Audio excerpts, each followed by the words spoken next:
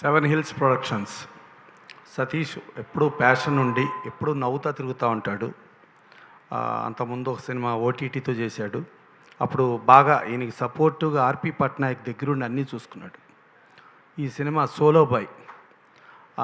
Doctor Gautam Krishna యాక్చువల్గా తను ఏంటంటే హ్యాపీగా డాక్టర్గా ఉండి అందరు పేషెంట్ది జాగ్రత్తగా చూసుకోబాబు అంటే, కాదండి డాక్టర్గా అయితే నేను కొద్దిమంది పేషెంట్లే చూసుకుంటాను, నేను అదే యాక్టర్ని అయితే ప్రపంచం మొత్తానికి తెలుస్తుంది, నేను అవ్వాలండి అన్నాడు.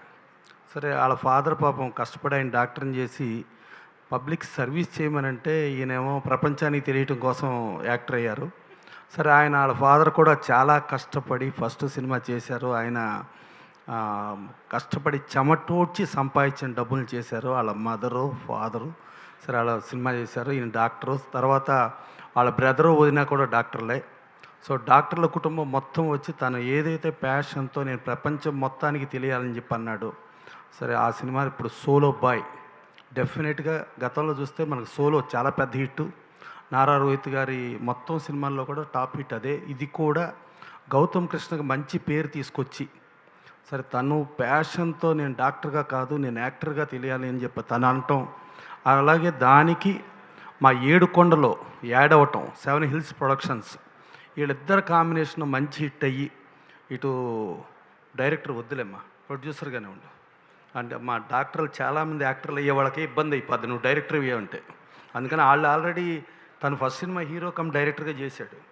అందుకని అట్టని చాలామంది హీరోలను చేయడానికి ప్రొడ్యూసర్గానే ఉండు, డైరెక్టర్ వద్దు చేస్తూ ఈ సినిమా చాలా మంచి హిట్ అయ్యి అందరికీ లాభం జరగాలని కోరుకుంటూ, చిన్న సినిమాలు పూర్తిగా ఆడవని కాదు, గతంలో చూస్తే మనం కా సినిమా ఆడింది చాలా ఆడి చిన్న సినిమాలు కంటెంట్ మన ట్రైలర్లో కంటెంట్లో వాల్యూ ఉంటే ఆడియన్ వస్తాడు. మన ట్రైలర్లో కంటెంట్లో వాల్యూ లేకపోతే అసలు ఓపెనింగ్కి రాడు. This is open very clear.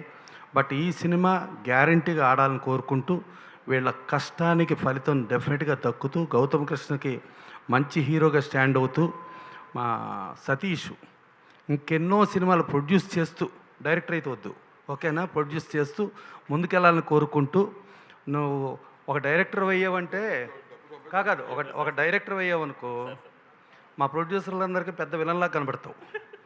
ఎందుకంటే మాకు బడ్జెట్లు పెంచేసి అది చేసి ఇది చేసి ఇబ్బంది. అదే ప్రొడ్యూసర్ అయ్యామనుకో మా సానుభూతి ఎప్పుడు నీకు ఉంటుంది.